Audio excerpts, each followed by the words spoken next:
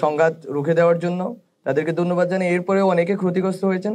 তো সরকারের পক্ষ থেকে প্রথম যেই আমরা মাননীয় প্রধান উপদেষ্টা ডক্টর মোহাম্মদ ইউনূস স্যার যেটা বলেছেন সেটা হচ্ছে ক্ষতিগ্রস্ত পরিবারগুলোর জন্য উনি খুব শীঘ্রই আমাদের কাছে মাত্র পেপার এসেছে, আমরা পেপারগুলো নিয়েছি যে আন্দোলন যারা করেছেন তাদের পক্ষ থেকে, এবং এই পেপারগুলোর ভিত্তিতে আমরা যারা ক্ষতিগ্রস্ত পরিবার আছে ওই পরিবারের কাছে প্রধান উপদেষ্টার ত্রাণ ও কল্যাণ তহবিল থেকে আমরা সহযোগিতার জন্য আমরা চেষ্টা করব, এবং এটা যারা ক্ষতিগ্রস্ত পরিবার আছেন ক্ষতিগ্রস্ত পরিবারগুলো এই সহযোগিতা পাবেন।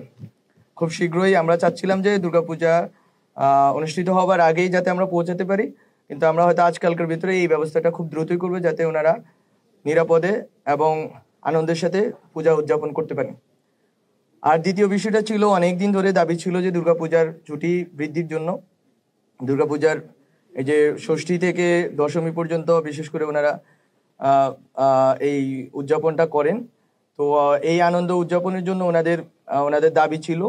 তো আমাদের এইবার যেই অবস্থা হয়েছে যে শুক্র শনিবার পড়ে গেছে এবং রবিবার দশমী, ফলত আমরা চিন্তা করেছি যে একদিন আমরা এবারের জন্য বাড়িয়ে দিব যাতে ওনারা একটা বড় সময় পান পূজা উদযাপনের জন্য। তো এইবার হচ্ছে বৃহস্পতিবারে সরকার আজকের ভেতরেই একটি প্রজ্ঞাপন হয়তো জারি করবেন। এর মধ্য দিয়ে আমরা দেখব যে পূজার ছুটি একদিন বাড়ানো হয়েছে, এবং এর মাধ্যমে মূলত একটা মেসেজ দেওয়া এই দুটি উদ্যোগ গ্রহণের মাধ্যমে যে গ্রামে বা শহরে যেখানেই হোক না কেন যারা বিভিন্ন দেশি বিদেশি চক্রান্তের অংশ হিসেবে আপনারা বাংলাদেশের সাম্প্রদায়িক পরিস্থিতিকে আপনারা বিশৃঙ্খল করে তুলতে চাচ্ছেন, এবং বাংলাদেশের যেই গণ অভ্যুত্থানের পরবর্তীতে যে সরকার আছে সরকারকে যারা অস্থিতিশীল করার জন্য চেষ্টা করছেন, দেশকে অস্থিতিশীল করার জন্য চেষ্টা করছেন, তাদেরকে জেনে রাখা দরকার যে সরকার খুব নিবিড়ভাবে এই দেশের সকল জনগোষ্ঠীর সাথে আছে। বিশেষ করে সংখ্যালঘু সম্প্রদায়গুলো, শুধুমাত্র হিন্দু সম্প্রদায় না বরং বৌদ্ধ এবং অন্যান্য যারা সম্প্রদায় আছেন তাদের সবার সাথে নিয়মিত সংলাপের আয়োজন হচ্ছে, নিয়মিত বোঝাপড়া হচ্ছে, এবং সরকার তাদের ন্যায্য দাবিগুলো মেনে নেওয়ার ক্ষেত্রে যথেষ্ট ওপেন আছে এখনো। এবং আমরা মনে করি রাজপথের আন্দোলন বিভিন্ন ইস্যু নিয়ে হতেই পারে, কিন্তু আমরা চাই যে আন্দোলনে এখানে যারা সংখ্যালঘু সম্প্রদায় থেকে আন্দোলন করেছেন তাদেরকে আমরা অনুরোধ করব, সরকার ধীরে ধীরে পদক্ষেপ নিচ্ছে। আপনারা এটাও জেনে রাখেন যে দুর্গাপূজাটা শেষ হলেই আমরা আইন শৃঙ্খলা বাহিনীর সামর্থ্য এবং শক্তি সম্বন্ধে আপনারা এখনও জানেন, আমরা মাত্র গুছিয়ে নিচ্ছি রাষ্ট্রকে। তো এই সময়টাতে আমরা মনে করি খুব দ্রুতই যারা ক্ষতিগ্রস্ত হয়েছে সেই সকল ফ্যামিলিগুলো জাস্ট পুনর্বাসনের জন্যই আমরা টাকা সরকার থেকে দেওয়া হচ্ছে এরকম না, বরং যারা ক্ষতিগ্রস্ত হয়েছে এবং উদ্দেশ্যমূলকভাবে অথবা ইনডিসক্রিমিনেটলি হামলার শিকার হয়েছে তাদের মামলা, তাদের জন্য তারা যাতে ন্যায় বিচার পান সেই ক্ষেত্রেও সরকার আইনগত সহায়তার ব্যবস্থা করবে, খুব শীঘ্রই সেটা করবে, এবং আইন শৃঙ্খলা বাহিনী সেক্ষেত্রে সক্রিয় ভূমিকা পালন করবে।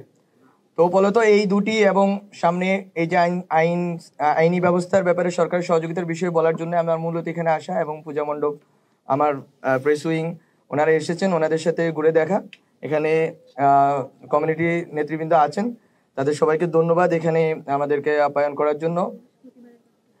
হ্যাঁ জি, বৃহস্পতিবারেই আমরা বললাম, বৃহস্পতিবারেই একটি ছুটি হবে যেটা সরকার আদেশ জারি করবেন, এবং এইবার হয়তো 4 দিন একটানা সময় পাওয়া যাবে।